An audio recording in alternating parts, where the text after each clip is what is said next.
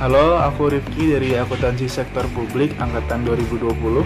Saya Fatur Al-Hadian dari Akuntansi Sektor Publik Universitas Pajajaran Angkatan 2020.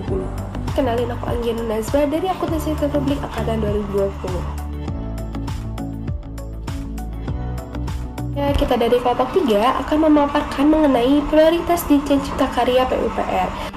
Penentuan skala prioritas penanganan atau mitigasi risiko itu didasarkan pada hasil penilaian risiko yang telah dilakukan sebelumnya dengan menggunakan matriks risiko. Nah, risiko yang memiliki skor dan juga level yang tinggi itu akan menjadi prioritas pertama dalam langkah penanganan atau manajemen risiko.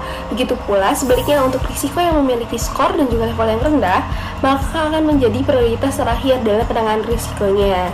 Nah, selain berdasarkan skor dan juga level risiko, prioritas penanganan risiko juga dapat diukur lebih rinci lagi berdasarkan frekuensi keterjadian dan juga dampak terjadinya risiko.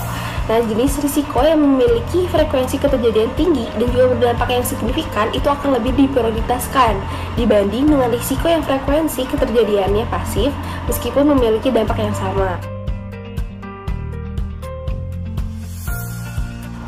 Bisa dilihat pada modul yang sebelumnya itu terdapat 5 risiko.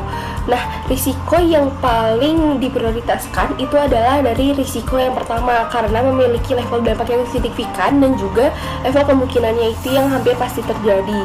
Lalu juga prioritas yang kedua itu ada risiko yang keempat, itu memiliki dampak yang signifikan dan juga level kemungkinan yang kadang terjadi. Lalu prioritas yang ketiga itu ada risiko pernyataan yang ketiga, itu memiliki level dampak yang signifikan dan juga kemungkinan yang jarang terjadi. Nah, prioritas yang keempat itu ada dari risiko yang kelima, itu memiliki dampak yang moderat dan juga kemungkinan levelnya yang jarang terjadi. Dan prioritas yang paling terakhir itu ada di pernyataan risiko yang kedua, yaitu memiliki dampak yang minor dan juga kemungkinan yang jarang terjadi.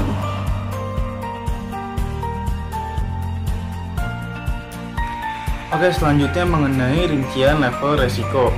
Berdasarkan resiko yang ada, untuk resiko yang pertama berada pada level resiko yang sangat tinggi dengan skor 20, yang artinya perlu mitigasi dan tanggapan yang agresif. Kemudian untuk resiko 3 dan 4 berada pada level resiko yang tinggi dengan nilai skor untuk resiko 3 yaitu 8 dan untuk resiko 4 yaitu 12, yang artinya perlu analisis yang lebih mendalam tentang informasi dampak keterjadian sebagai langkah mitigasi. Kemudian untuk resiko 2 dan resiko 5 berada pada level rendah dengan nilai skor untuk resiko 2 yaitu 4 dan untuk resiko 5 yaitu 6, yang artinya perlu pemantauan umum secara berkala. Oke, materi selanjutnya yaitu mengenai urutan prioritas risiko. Urutan ini didasarkan pada hasil skor penilaian risiko yang telah dilakukan sebelumnya. Untuk urutan pertama yaitu risiko keterlambatan pemanfaatan dana pinjaman dari hibah luar negeri atau PHLN yang memiliki level risiko sangat tinggi dengan skor probabilitas 5, skor dampaknya 4, skor risiko yaitu 20 dan menempati peringkat ke-1. Untuk risiko ini perlu dilakukan mitigasi dan tanggapan secara agresif dalam penanganan risiko tersebut. Lalu risiko yang kedua yaitu tidak semua kegiatan yang direncanakan dapat diprogramkan. Memiliki level risiko tinggi dengan skor probabilitas 3, skor dampaknya 4, skor risiko 12 dan menempati peringkat 2 pada prioritas risiko. Untuk risiko ini perlu analisis yang lebih mendalam tentang informasi dampak dan keterjadiannya sebagai langkah mitigasi risiko.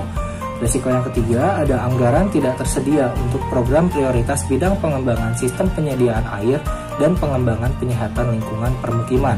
Untuk level risikonya berada pada level tinggi, skor probabilitasnya 2, skor dampaknya 4, skor risiko 8 dan menempati prioritas ketiga.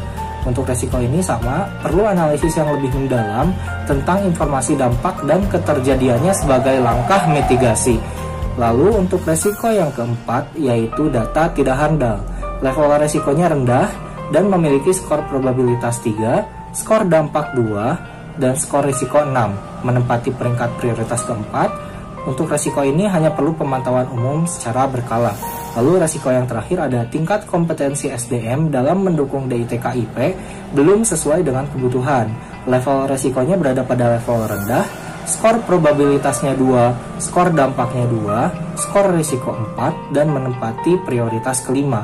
Untuk resiko ini sama, hanya diperlukan pemantauan umum secara berkala. Mungkin cukup sekian dari kelompok kami. Terima kasih. Assalamualaikum warahmatullahi wabarakatuh.